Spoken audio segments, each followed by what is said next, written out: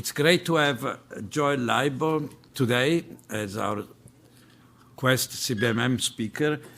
Joel is currently a senior staff research scientist at Google DeepMind and a visiting professor at King's College, London, correct?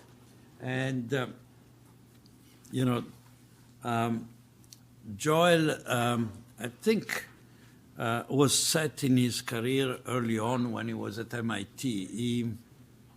I think he overlapped with Demis Hassabis back in 2011. Nine, yeah. And so that's the reason he's in London today.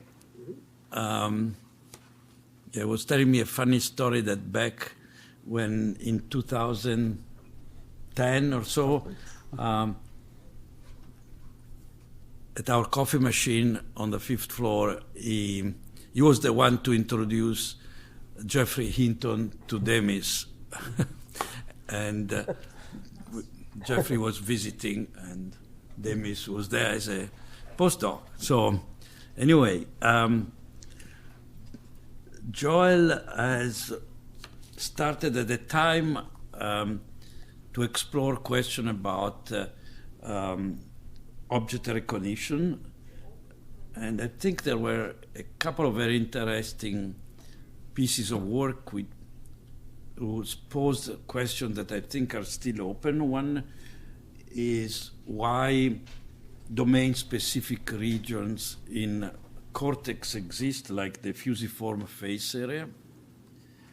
And Joel at the time proposed that they arise due to the importance of building representations that are robust to class-specific transformations, like rotation in 3D of a face, of changes of expression of a face. And he also at the time, in work with Weinrich Freiwald, showed that a specific Hebb-type learning rule can account for the particular properties of area AL in the monkey. You have ML, AL, AM. AM is invariant to viewpoints. ML is not, and AL in between has neurons that are specific to one view and the mirror symmetric view. And that specific learning rule would explain that kind of observation. So all things that have to be still checked experimentally and explained. Anyway, but since then, he has looked in kind of reverse engineering cultural evolution and economics. And one of his recent major projects is the Concordia Generative Social Simulation Platform. It's a tool that uses large language models to create a word simulation. I'm sure he will speak about it, and because it serves as the foundation for his theories about which he will speak today. And it's an approach to computational cognitive modeling ideas through generative agents. So, Joel, it's very nice to have you today, and I established an alliance with your mother here. We'll try to get back more often.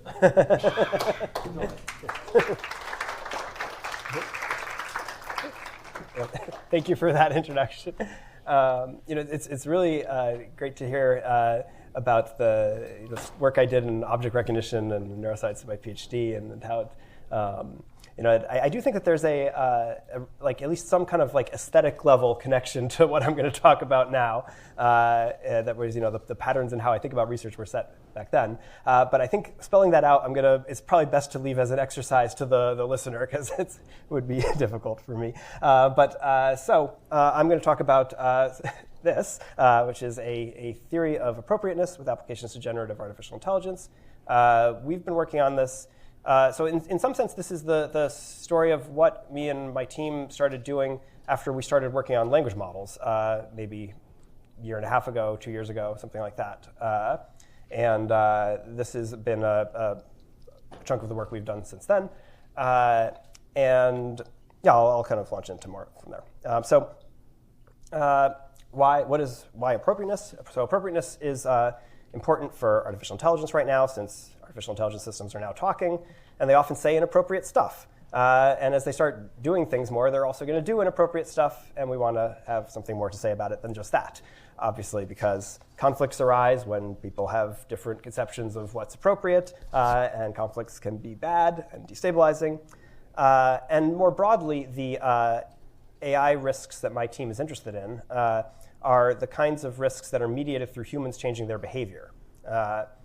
Humans care a lot about what's appropriate in context, and so in order to advance AI and do it safely, we have to think about humans and what humans think is appropriate. And so this is sort of a long way around of saying that most of this talk is about humans, really, and I think it has implications for generative AI, and we also are going to have a generative AI-related model of humans, as you'll see. But it's really meant to be a statement about humans, and it's kind of a cognitive science level thing. OK.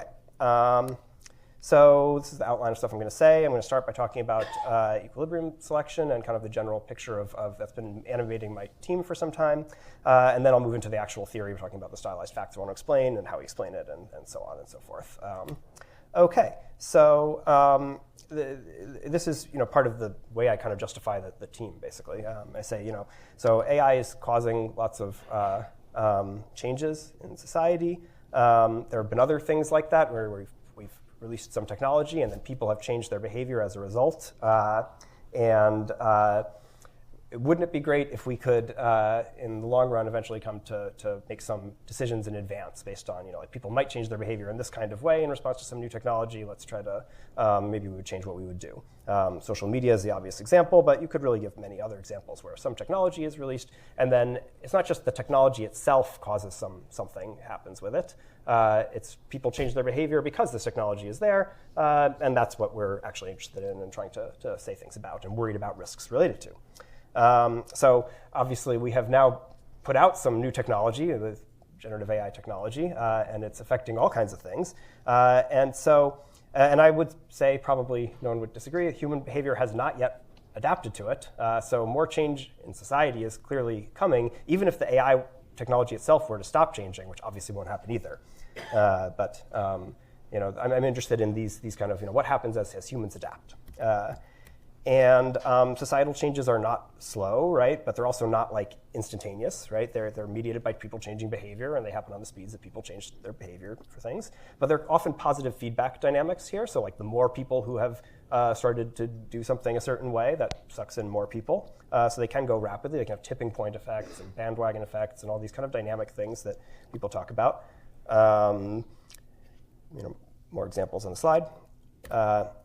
And there's other places where we have a similar perspective, and I take it from this area that's interested in social ecological systems, associated a lot with the work of Elinor Ostrom, if people know that name. The idea there is that you can make predictions about different social ecological systems, which are typically like fisheries and forests and pastures and irrigation systems and things. Based on thinking about them as social dilemmas, but also thinking about them as things that are affected by the technologies that are available. On the slide there, it's a kind of a picture of dynamite fishing, right? Obviously, you get a very different equilibrium in a fishery if people are fishing with dynamite versus if they're fishing with nets and things, right? So that's the kind of thing that literature is interested in, and I think that's broadly analogous to the kinds of things that we're thinking about with AI technology. These are pictures where there's some overall equilibrium shift that may happen because of a change in technology. OK.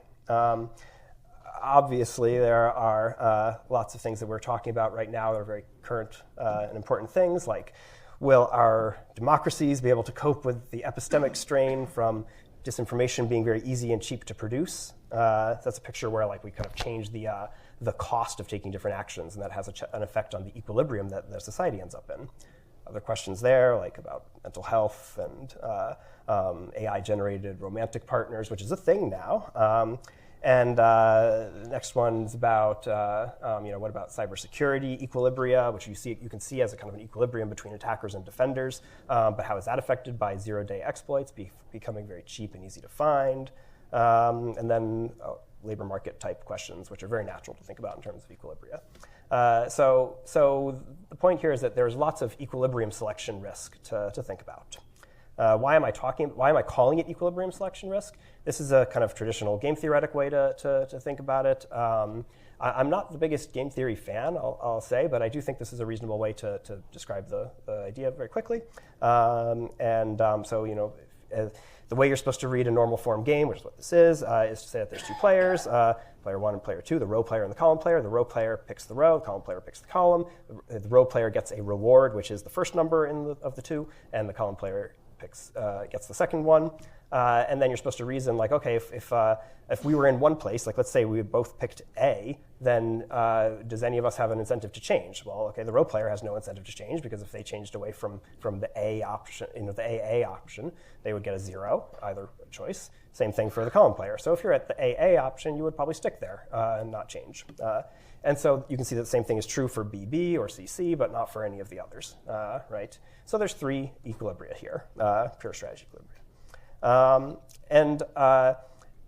And so the reason it's called equilibrium selection is because there's a choice of which one do you select, and game theory has no way to tell you which one. This is another picture, which is also an equilibrium selection picture.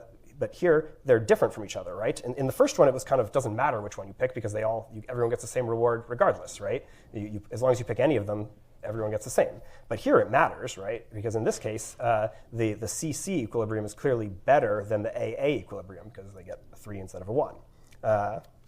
And also other things can happen, like you could have unfair equilibria, like here where there's AA and BB, and both of them are unfair in the sense that one of them, one player gets more than the other.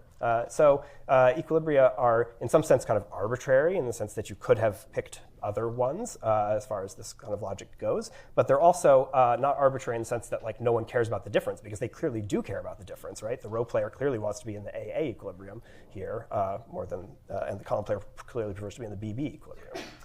So my general picture of societal progress is one where you kind of shift from equilibrium to equilibrium. And what's kind of interesting about this is it's a picture where you can't change unilaterally. So there's a sort of a balance of opposing forces in each of these things. You're stuck in a particular equilibrium, not because, but just because like if you were to change, then there'd be something saying, well, no, I should stay here because I would do worse if I were to change. And in this picture, you can see that there's both equilibrium risk and equilibrium selection opportunity, right? If you start in the BB equilibrium, the 2-1, then you could go down or you could go up. And societal progress is hopefully, picking better equilibria over time. Okay. So there's another picture that I think is very natural from this, which is, really about like what is a society in the first place? I would say a society is a stable group that contains lots of disagreement, potentially, but is just somehow stable, potentially because of conflict resolution mechanisms or conflict avoidance mechanisms or something. Something prevents the group from falling apart, and that's what makes it a group. This way of defining what a society is associated with people like Chantal Mouffe and others that are cited on the slide. And I think it's a really powerful way to think about what a society is. It's not actually too common in the kind of, at least in the AI risk community. People tend to have a different view, which is more like there's a society has ultimately some kind of shared goal. And I really think that that's a dangerous and different perspective here. This is one where just like, people really do disagree with each other and live in the same society, but they're somehow stable. And figuring out how and what are the mechanisms of that stability becomes the game that we're talking about. And the health of those stability mechanisms is, of course, the important thing.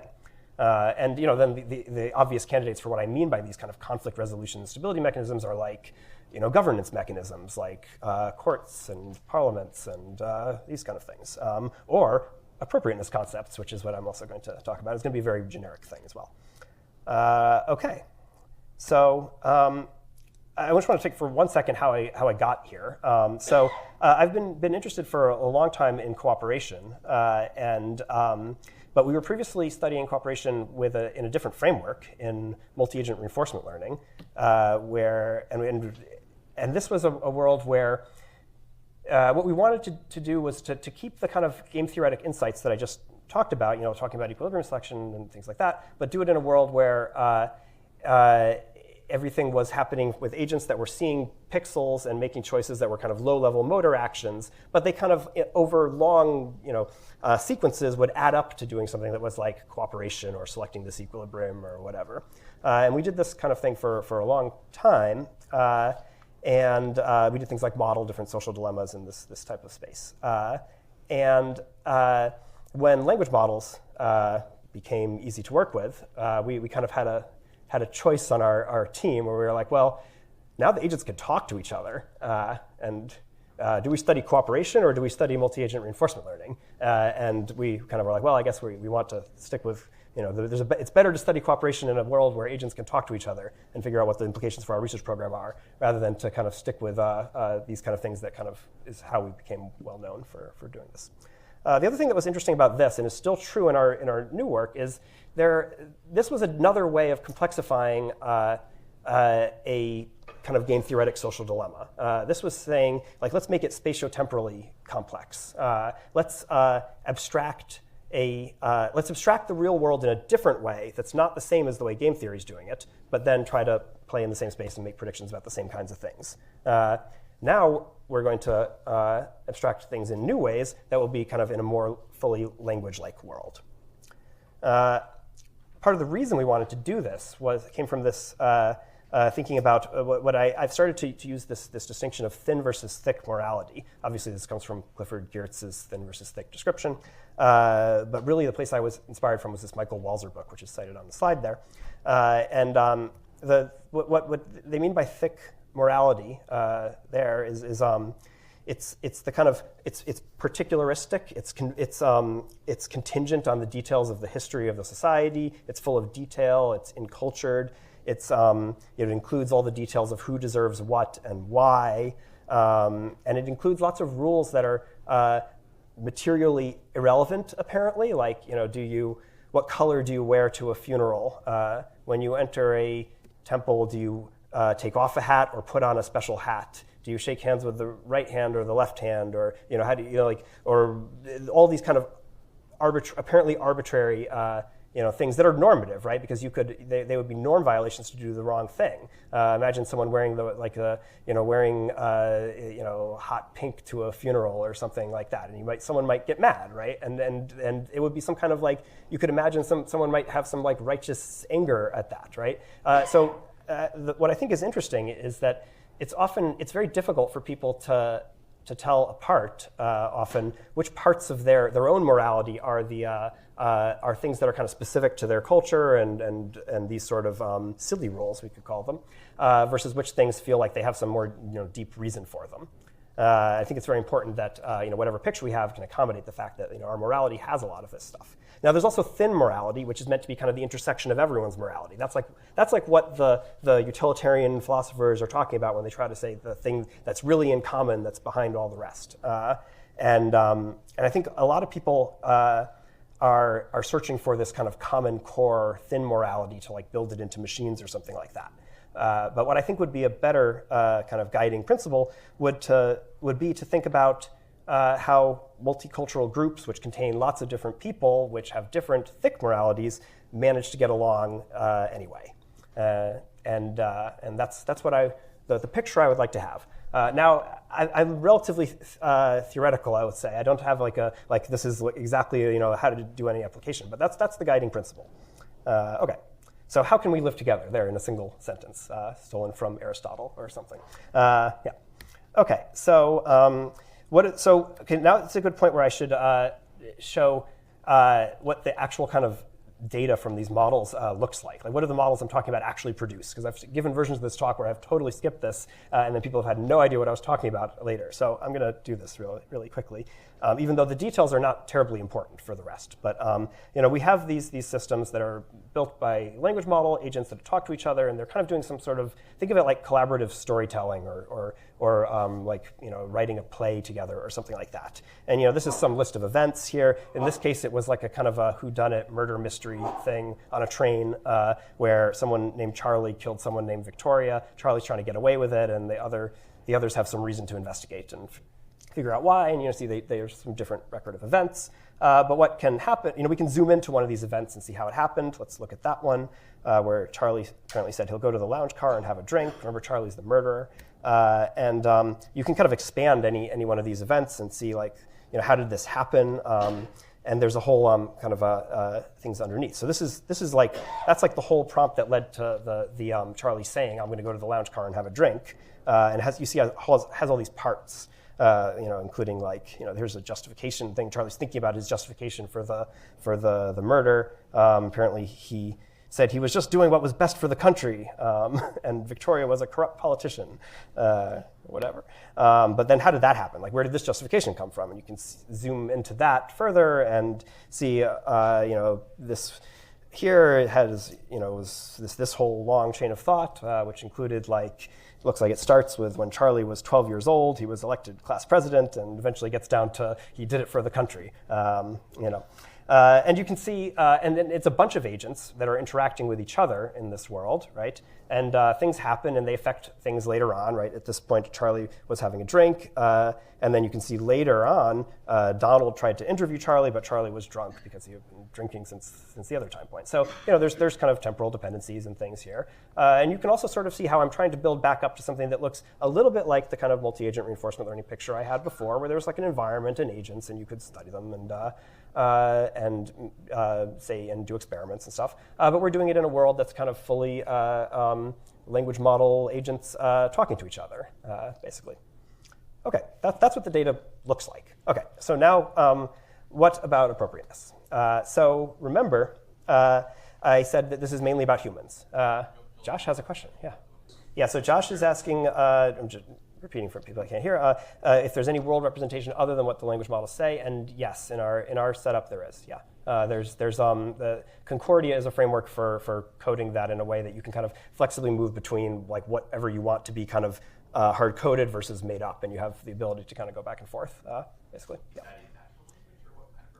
In code, but both, actually, a mixture, really. Yeah. Okay. So, but it's not terribly important for the rest of the talk, so I don't want to get too much into the details how the code works. But the talk is meant to be more kind of general theoretical stuff. Okay. So we care about humans. We're going to think about what appropriateness means for humans.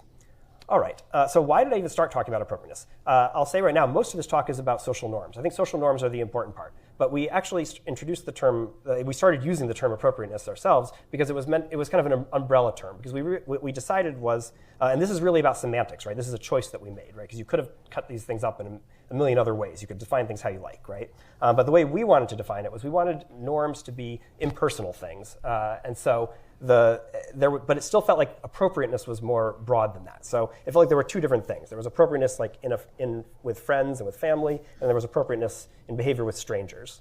And we're only going to use the word norm for strangers.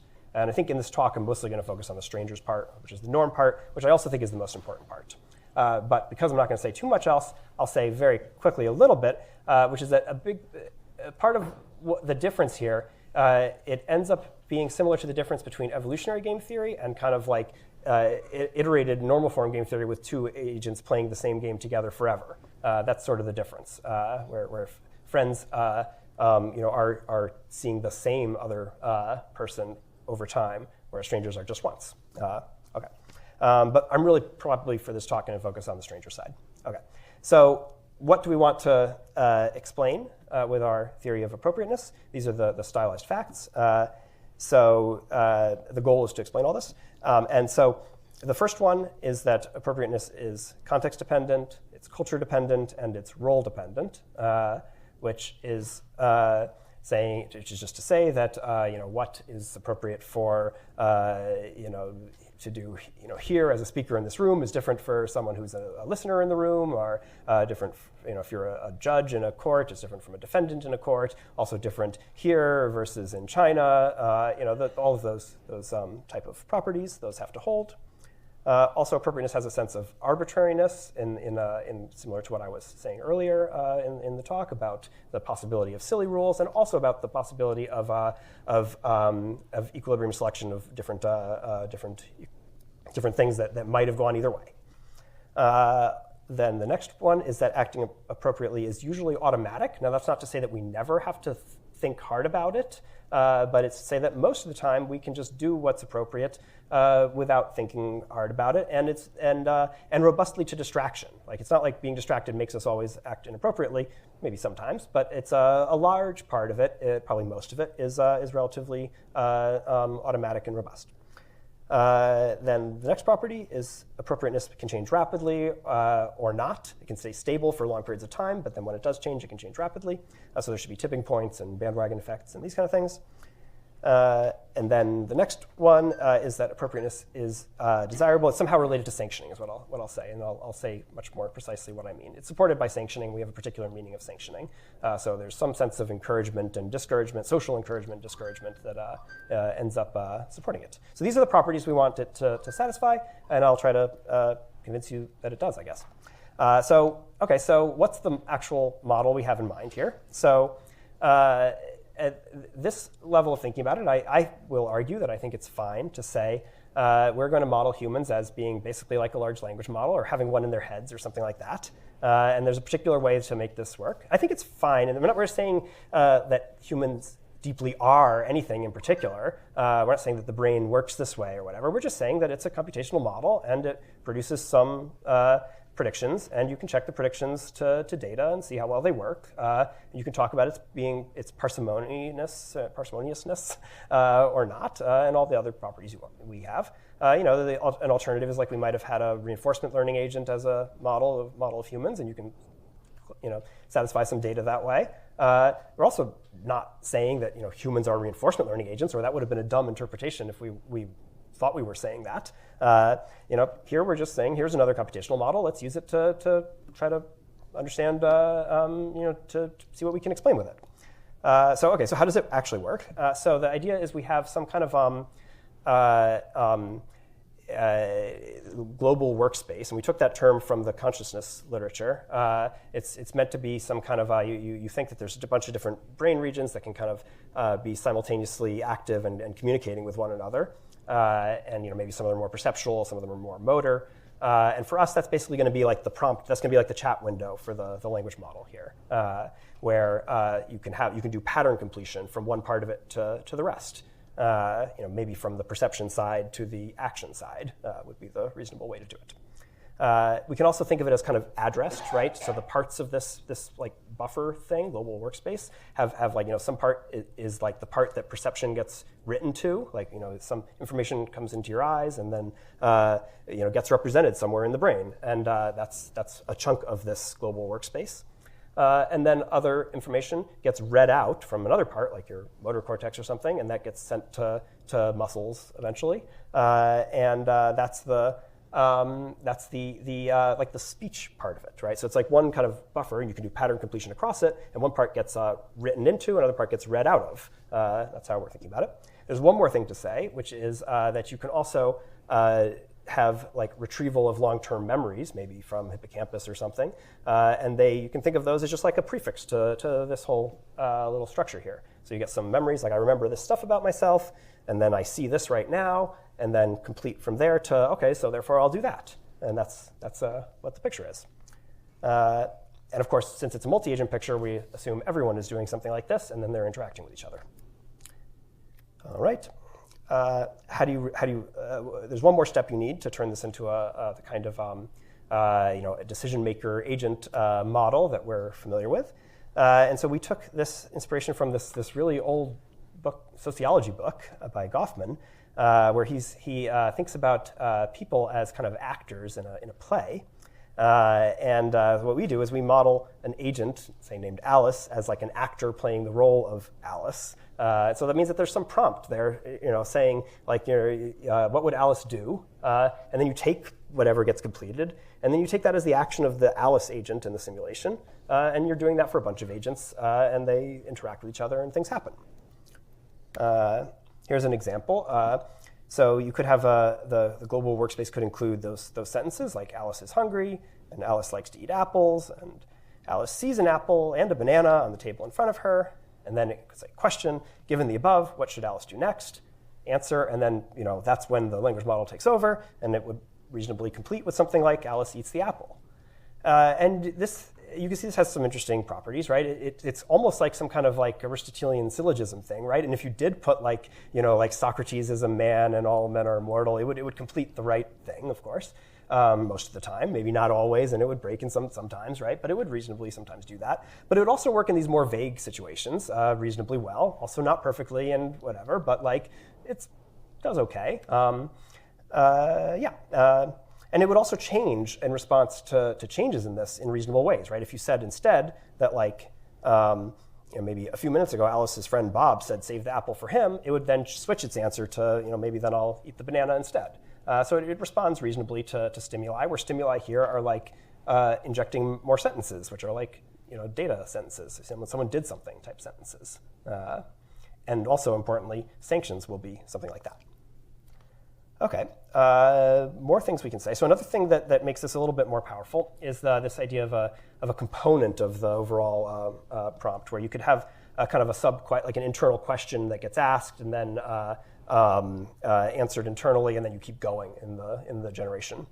And so you could make choices by asking yourself some set of questions that you could like effectively pre-program. Like I'm going to make all my choices by asking myself, what should I do next? Well, you could also say, I'm going to make all my choices by asking myself, what kind of situation is this? And then what should I do next, or whatever. And so we have a notion of a component which can do some memory retrieval and then some summarization, and then put that into the prompt and continue. And that's kind of what I was showing when I kept zooming in to like, how did this, in the data before, when I was saying like, why did the agent say this, and zoom in and say, oh, we can keep kind of following it down. That's because there were components here. Okay. So another thing that is cool and useful from a kind of a methodology of computational social science perspective is you can compare things that were previously hard to compare. There's one obvious way. So if we're going to be making decisions by asking ourselves a sequence of questions, the obvious one to do is like, okay, what are my alternatives? What are the consequences of those alternatives? How do I value those consequences? Which alternative has the highest expected value? And then say, okay, I'll do that one. So that's kind of the rational actor picture in this model. But what's interesting is you could also do you could do any other set of questions you want. Most of the time in a lot of different computational social science methodologies, you're stuck with something that looks like the rational actor picture because you have this deeply embedded you need to calculate an expected value of something. But here, since it's all just a bunch of questions, you can really put whatever you want in there. So you can do this other one that we got from this paper, which was called the logic of appropriateness. It's not exactly what we mean by appropriateness, but it was super inspirational for us. And what they said is that people make their decisions by asking themselves, what kind of person am I? What kind of situation is this? And what should a person like me do in a situation like this? And then make their choices that way.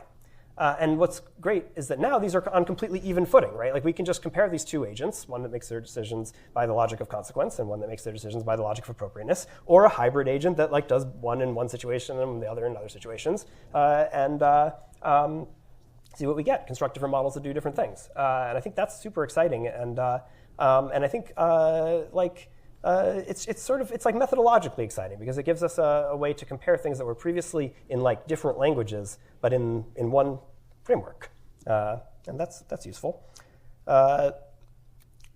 And other kind of comments on this is that it is a sort of reward-free theory, but I don't mean like there's no incentive effects. Obviously, it's meant to capture all the same data that we captured with other methods, right? It will only be deemed successful once we've shown that it can capture the kinds of things we could capture with reinforcement learning agents and everything else.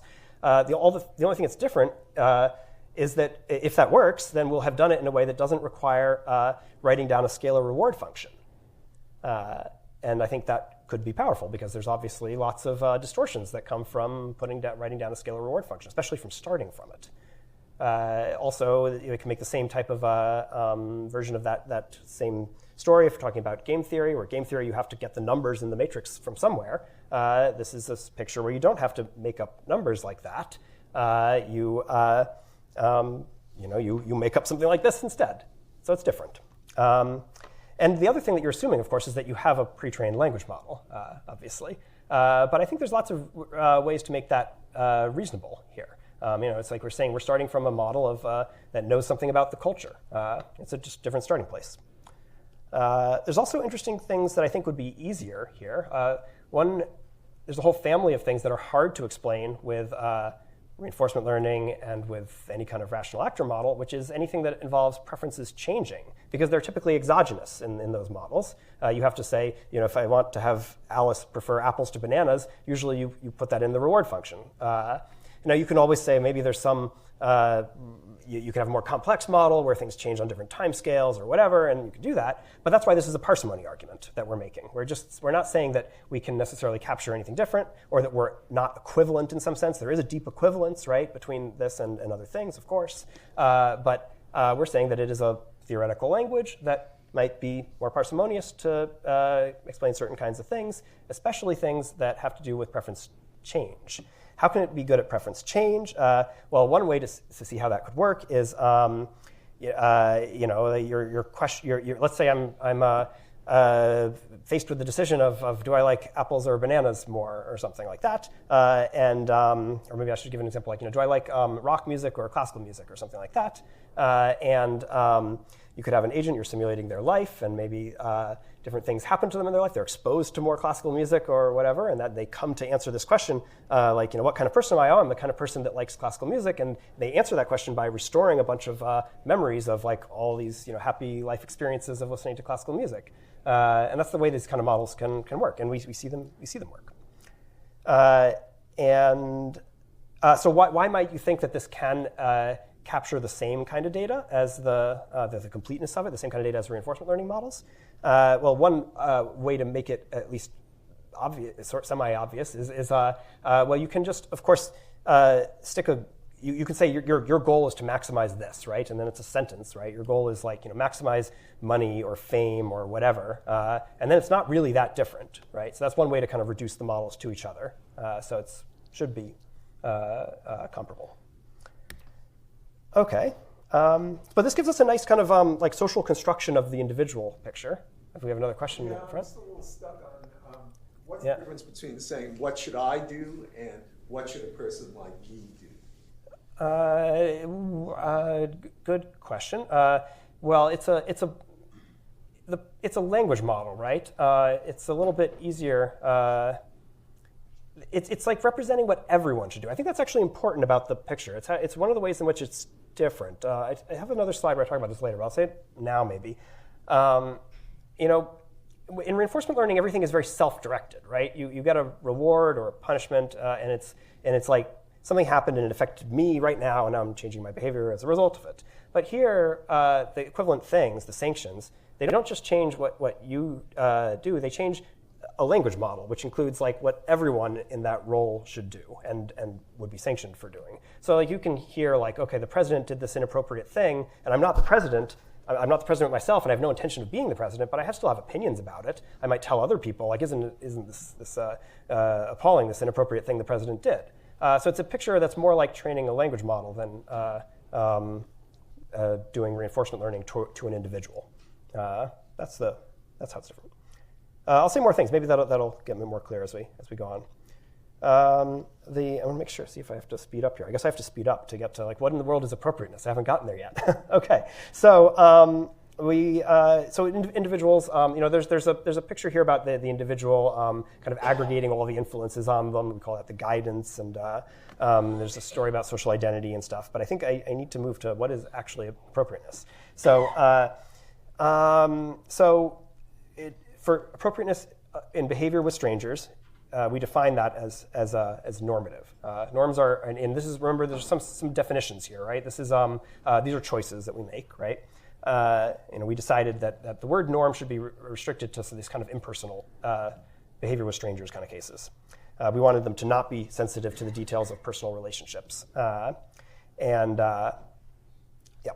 So the definition here, and there's a bunch of words in here that are all made up that I'm going to have to tell you what they mean in the next slides, but the definition is, behavior is normative if it's encouraged or its complement discouraged by a generically conventional pattern of sanctioning.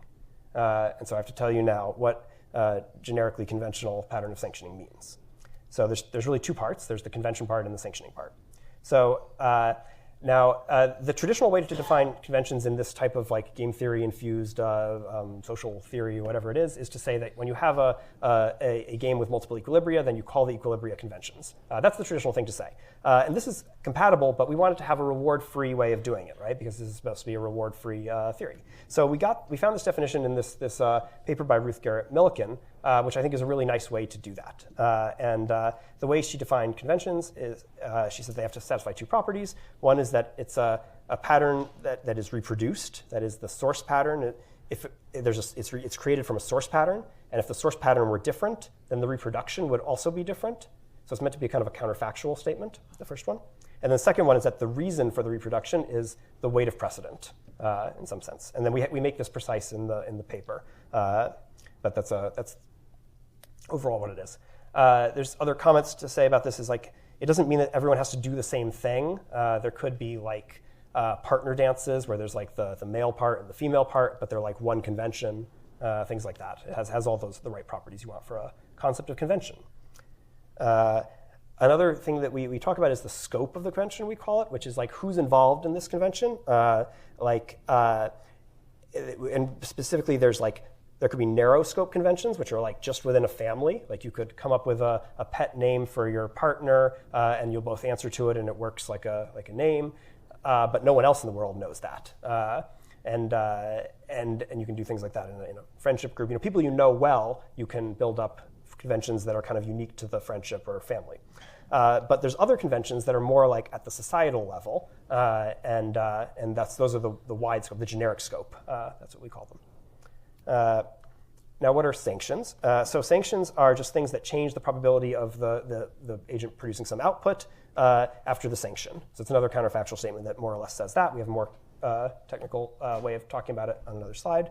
But the way to think about it is just something gets put into the context of this language model that we're using to model a person, and that says, don't do this, or do more of this, or I don't like it when you do that. I don't think that the president should do that. I don't think this is what conduct, good conduct for a judge is like, or sentences like that are sanctions. They could be positive or negative in this picture. Now, they're almost like reasons here, right? There could also be non-social reasons, right? But these are social ones.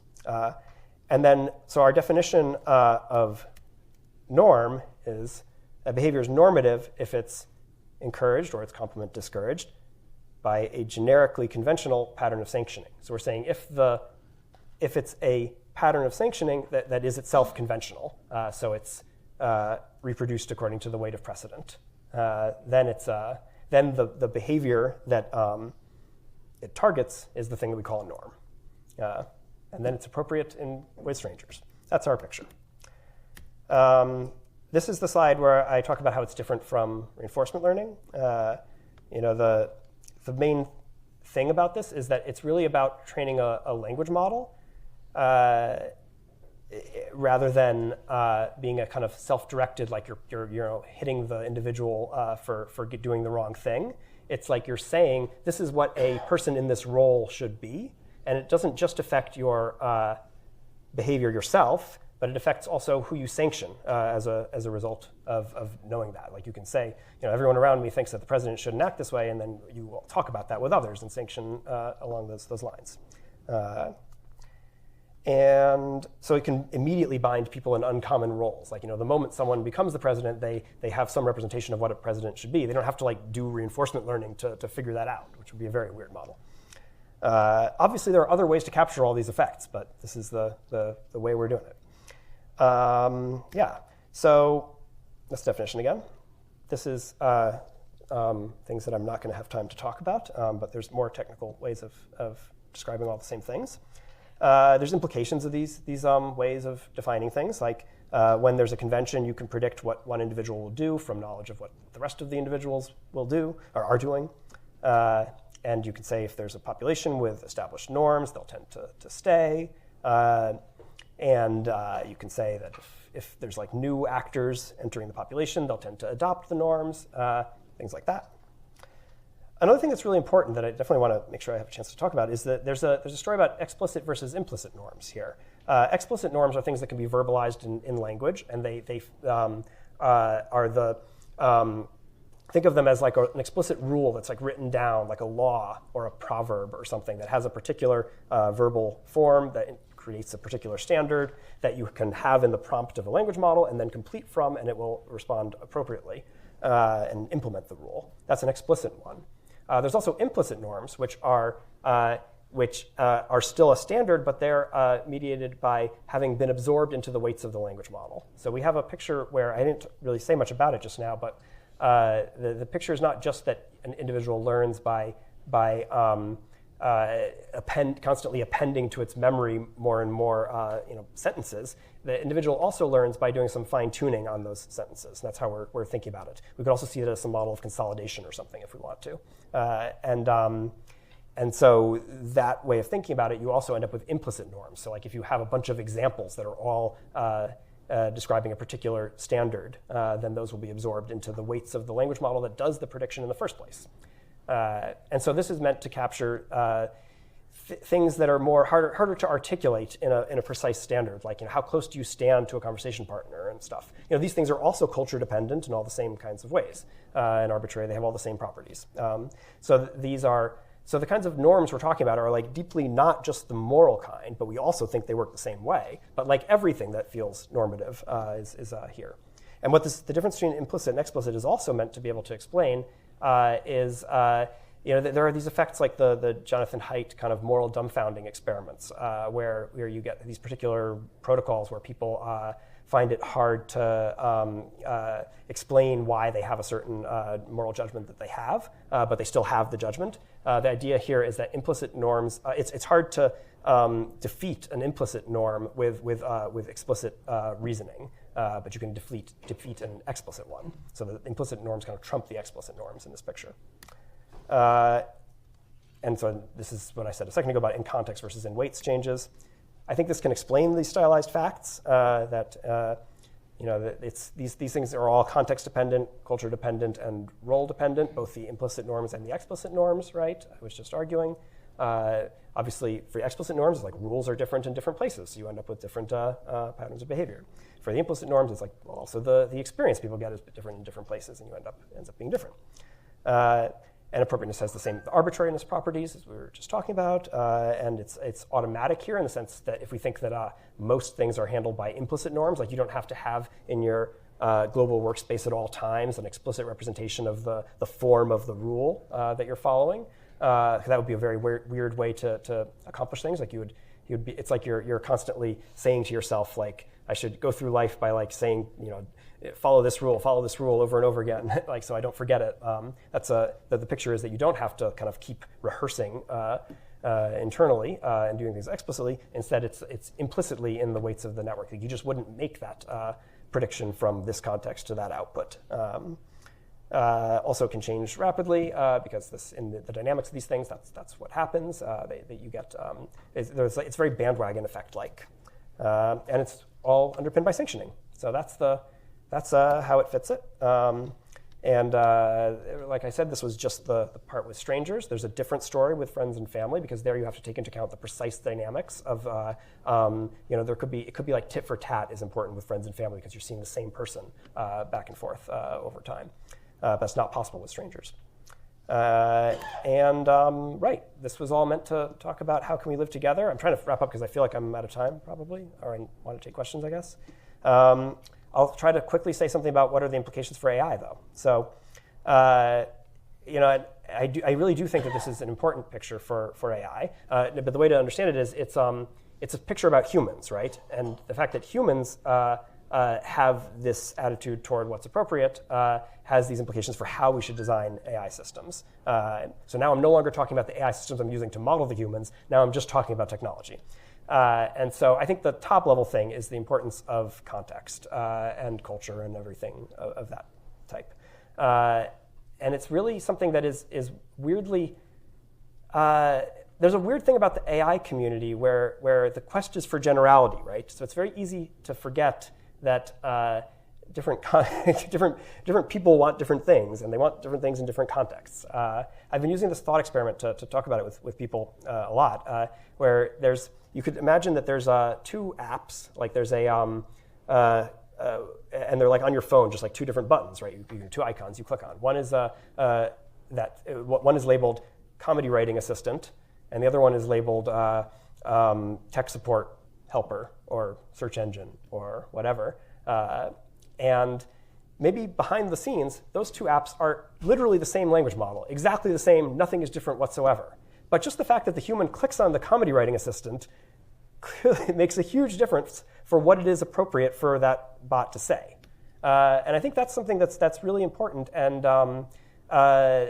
not as commonly understood in AI circles as it really should be. And I think it has a lot of implications for how we organize things and govern them and many other downstream things. And I will probably leave it there. That seems like a good spot to take questions.